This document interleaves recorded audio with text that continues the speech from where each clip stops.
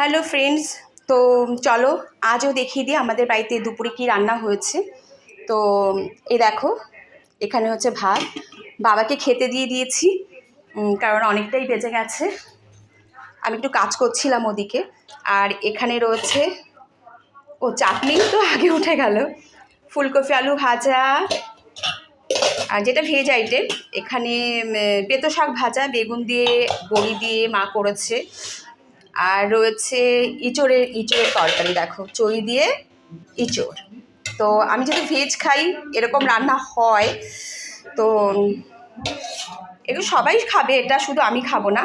আর রয়েছে কাঁচা টমেটো দিয়ে, কাঁচা মুগ ডাল সজনে ডাঁটা দিয়ে, তাই তো মা?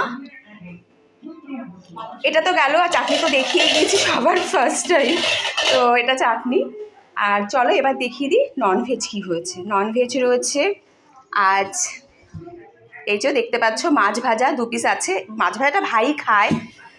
আর এই যে মাছের ঝোল, বললাম না বাবাকে খেতে দিয়ে দিয়েছি, তো এই যে মাছের ঝোল হয়েছে। তো এই তো আমাদের বাড়ির আজ ভেজ আর ননভেজ আইটেম। তো চলো, টাটা।